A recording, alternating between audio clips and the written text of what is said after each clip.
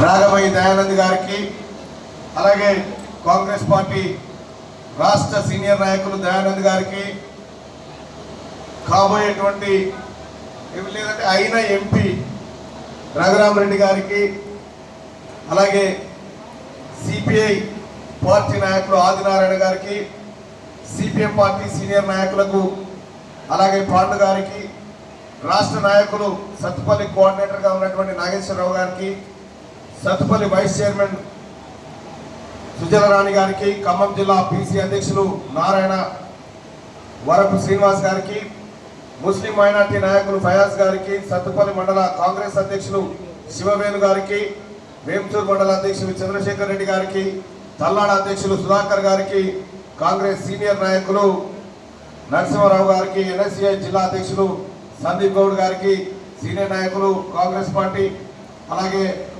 జల్లా జగన్మోహన్ రావు, కమల్ పాషా, కొత్తూరు ప్రభాకర్ రావు, పెద్దిరెడ్డి గారు, అలాగే రఘుపతి రెడ్డి గారు, చంద్రరావు గారు, ప్రభాకర్ రావు గారు, అప్పారావు గారు, సోమిరెడ్డి గారు, రామారావు గారు, మాజీ ఎంపీపీ చల్లారి వెంకటేశ్వరరావు గారు, ఇతర నాయకులు, సర్పంచులు, జెడ్పీటీసీలు, ఎంపీటీసీలు, వార్డు మెంబర్లు, అలాగే ఇక్కడికి విచ్చేసినటువంటి వివిధ పార్టీల సంఘాల నాయకులు, పట్టభద్రులు, ముఖ్యంగా జర్నలిస్టు సోదరులు అందరికీ పేరు పేరున నమస్కారం తెలియజేస్తాను సోదరులారా.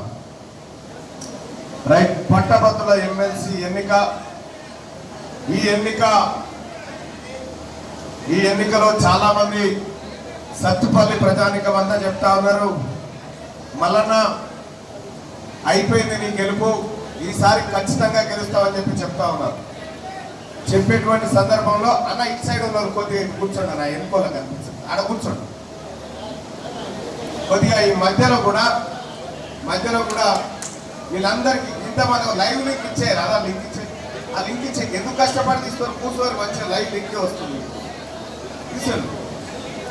సోదరులారా, ఈ సత్తుపల్లిలో ఓట్లతో పాటు బాధ్యతలు కూడా అప్పచెప్తా ఉన్నారు. ఇక్కడ ఉన్నటువంటి నాయకులు, ఇక్కడ ఉన్నటువంటి పట్టభద్రులకు, ఇక్కడ ఉన్నటువంటి ప్రజలకు ఏమేం కష్టాలు ఉన్నాయో ఏకరు పెడతా ఉన్నారు. ఇప్పుడే సిపిఎం పార్టీ నాయకులు కూడా చెప్పినారు, అన్న గతంలో జరిగినటువంటి అంశాలపైన మీరు మరోసారి ఎంక్వైరీ చేసుకోమని చెప్తా ఉన్నారు.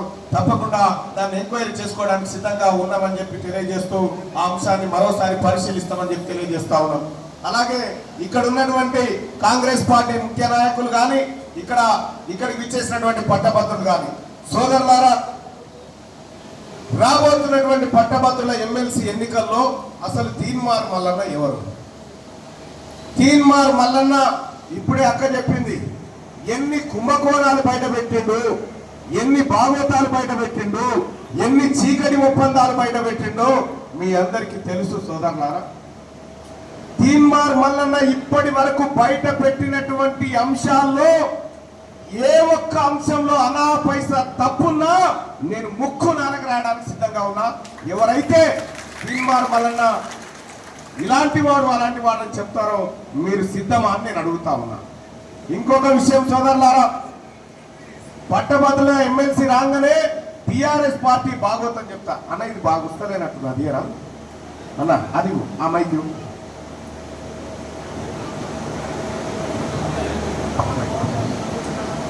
పట్టభద్రు ఈ ఎమ్మెల్సీ ఎన్నికల్లో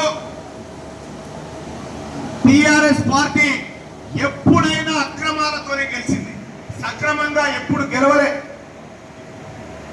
సక్రమంగా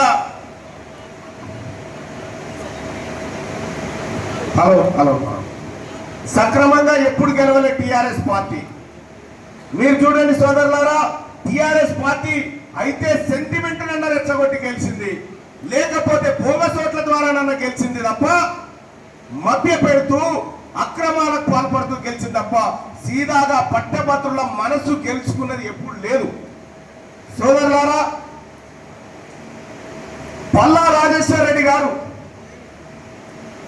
ఆయన పట్టభద్రుల ఎమ్మెల్సీ ఎన్నికల్లో పోయినసారి ఎట్లా గెలిచిందన్నా, ఈ సత్తుపల్లి ప్రజానికమంతా నాయంటుంటే నాకు ఓట్లేస్తే నేను ఇదే ఫంక్షన్ హాల్లో నిద్రపోయి ఇక్కడ మేము పాదయాత్ర చేసుకుంటూ వచ్చి ఇక్కడ ఉంటే మీరంతా నాకు అండగా నిలబడితే బోగస్ ఓట్ల ద్వారా పల్లా రాజేశ్వర రెడ్డి గెలిచారు.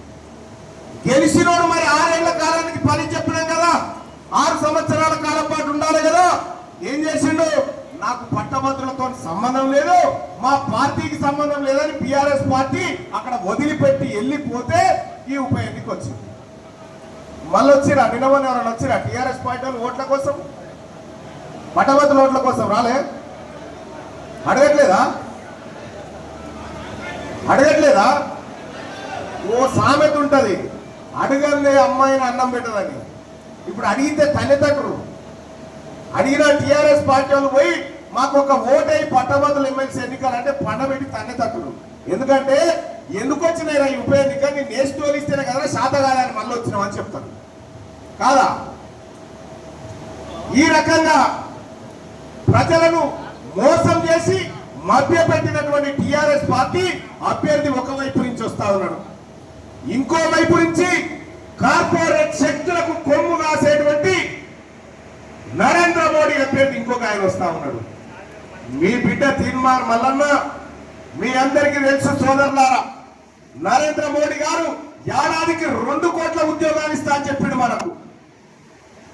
నేనేం తక్కువ తిన్నాను అన్నట్టు కేసీఆర్ ఏం చేసిండు? నేను 2 లక్షల ఉద్యోగాలు ఇస్తా అని చెప్పిండు ఆయన. ఆ 2 కోట్లు ఎటు పోయినాయో, ఈ 2 లక్షలు ఎటు పోయినాయో. కానీ ఒక్కటి మాత్రం గుర్తుపెట్టుకొని, మీ సోదరుడు మీ తమ్ముడు తీర్మానం వలన 200 మంది పేద బిడ్డలకు ఆపరేషన్ చేయించిండు, వాళ్ళ కష్టాలంటే ఆడుతున్నాడు అన్న విషయం తెలియజేస్తా ఉన్నా. తెలియదా తీర్మానం వలన ఎట్లా అంటాడు? తెలియదన్నా మీకు? మీరు చూడలేదన్నా పోరాటం? ఈ తీర్మానం వలన జరిగినటువంటి దాడులు మీరు చూడలేదా?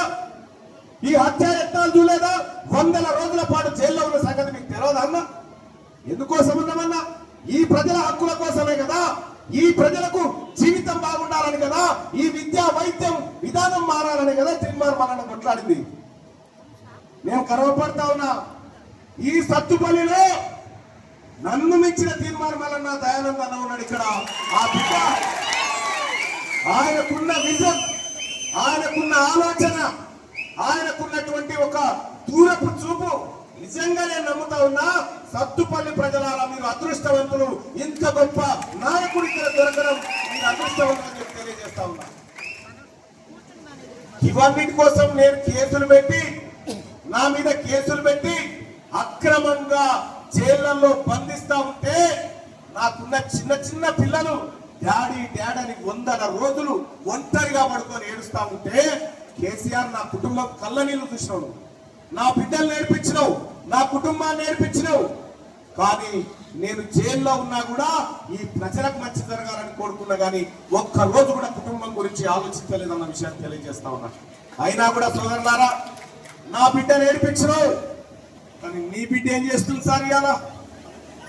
కేసీఆర్ నీ బిడ్డ ఏం చేస్తుంది ఇవాళ?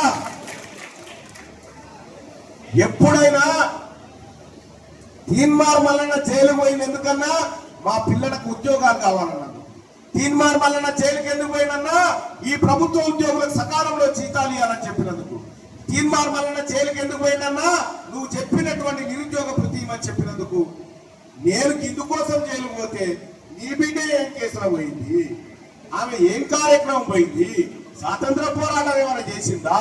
నువ్వు ఆడ సైనిక బాడలో నిలబడి ఎవరైనా కొట్లాడిందా? సారథంగా చేసి అరెస్ట్ అయింది. నీ బిడ్డకు మాకు తేడా లేదా? సిగ్గు లేకుండా, ఇంగిన జ్ఞానం లేకుండా ఇంకా టిఆర్ఎస్ పార్టీ నాయకుడు కేటీ రామారావు మాట్లాడుతూ ఉన్నాడు. తీన్మార్ మల్లన్న మంచోడు కాదట.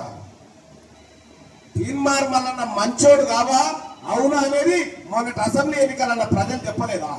నువ్వే మంచోడి కాదురా, అసలు మాకు వద్దురా, నీ పరిపాలన వద్దురా అంటే ఇంకా సిగ్గు లేకుండా ఏమంటాడు ఎరికేనా కేటీ రామారావు? ప్రజలే తప్పు చేసిరట మన ఎన్నికల్లో. వాళ్ళు మంచిగానే ఉన్నారట కానీ ప్రజలే తప్పు చేసిరట.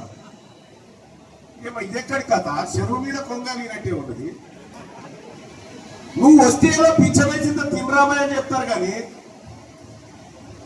ప్రజలే తప్పు చేసిరు, కాంగ్రెస్ పార్టీ కోటేశారు. వాళ్ళు ఎవరు ఉండాలి బుర్ర? ప్రజాస్వామ్యంలో ప్రజలు విఘ్నతగా ఉంది. ఎవరికి ఓటేయాలో వాళ్ళకి తెలియదా? ఎందుకు వేయాలో తెలియదా?